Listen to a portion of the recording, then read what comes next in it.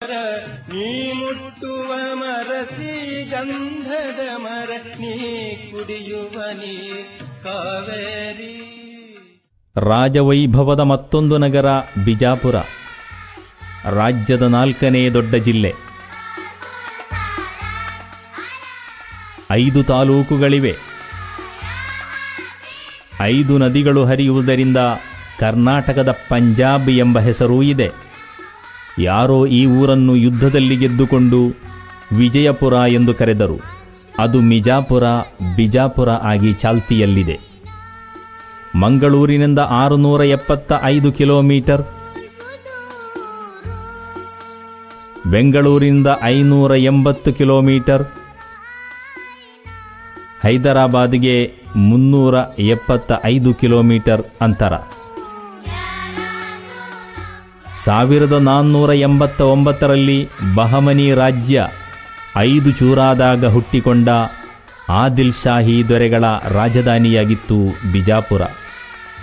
ನಂತರ ಔರಂಗಜೇಬ್, ನಿಜಾಮರು, ಮರಾಠರು, ಟಿಪ್ಪು ಸುಲ್ತಾನ್, ಬ್ರಿಟಿಷರುಗಳಿಗೆ ಕೈ ಬದಲಾಯಿಸಿಕೊಂಡ ಬಿಜಾಪುರವು ಸ್ವಾತಂತ್ರ್ಯ ಸಿಕ್ಕಾಗ ಮುಂಬೈ ಪ್ರಾಂತ್ಯಕ್ಕೆ ಸೇರಿತ್ತು.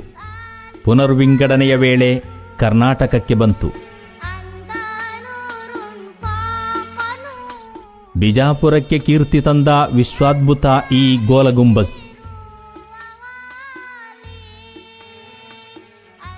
ಭಾರತದ ಅತಿದೊಡ್ಡ, ಜಗತ್ತಿನ 2ನೇ ಅತಿದೊಡ್ಡ ಗುಮ್ಮಟವಿದು.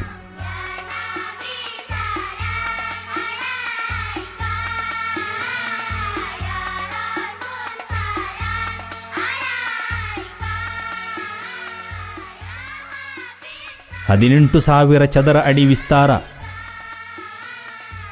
200 ಅಡಿ ಎತ್ತರವಿರುವ ಭವ್ಯವಾದ ಗುಂಬಸ್.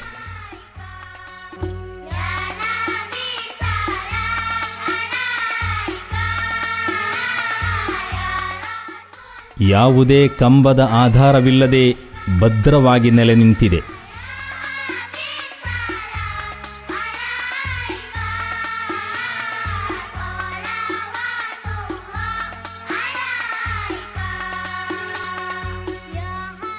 ಗುಂಬಜಿನ ಸುತ್ತಲೂ ನಡೆದಾಡಲು ವರಾಂಡವಿದೆ.